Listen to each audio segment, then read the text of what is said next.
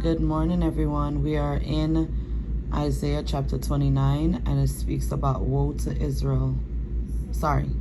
Doom to the city of Jerusalem.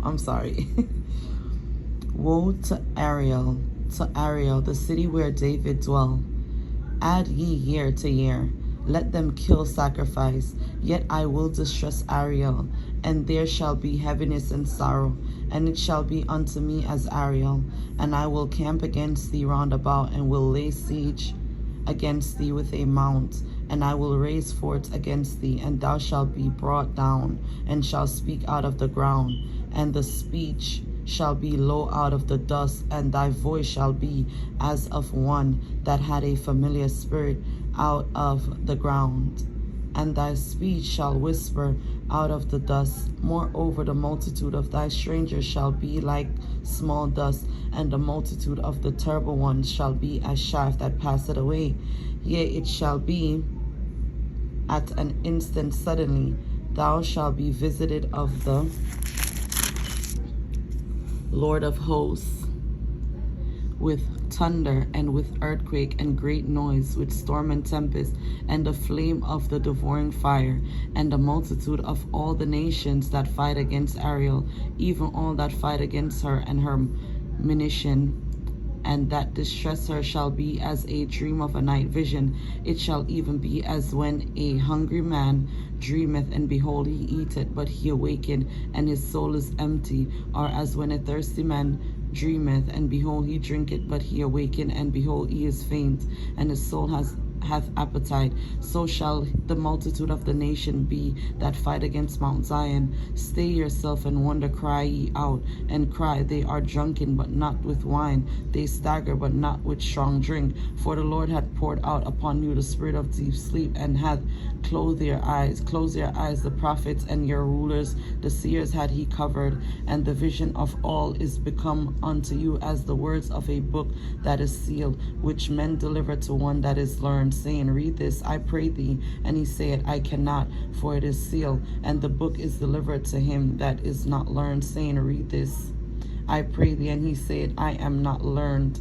Wherefore the Lord said, for as much as this people draw near me with their mouth and with their lips do honor me, but have removed their hearts far from me, and their fear towards me as taught by the precepts of men. Therefore, behold, I will proceed to do a marvelous work among this people, even a marvelous work and a wonder.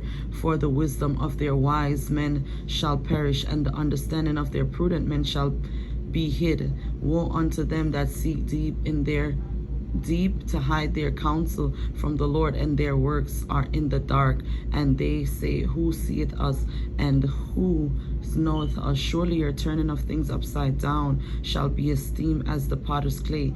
For shall the work say of him that made it, he made me not? Or shall the thing framed say of him that framed it, he had no understanding?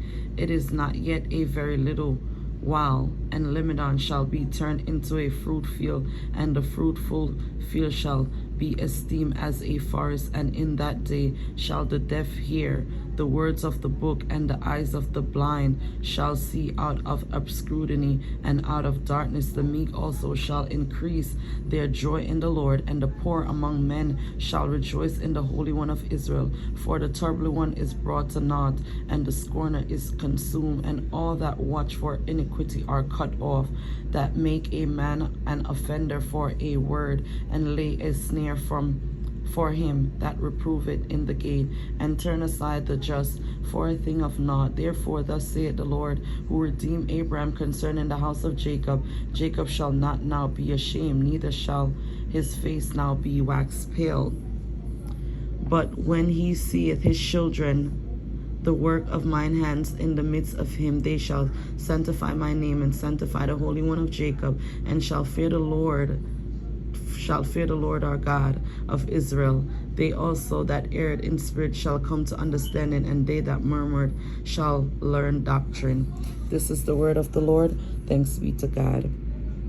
And it says, have removed their hearts far from me. God, people are were coming before him in prayer, worship, song, and praise, even though their hearts were not committed to him or his word. They acted as if God's revelation and his righteous standards were not obligatory.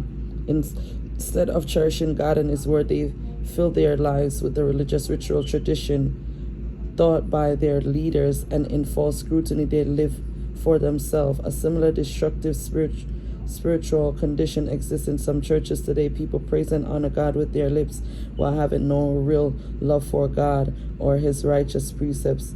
When their worship service is over, they seek the pleasure of sin and the world to satisfy their carnal desire. The result is spiritual blindness and deception.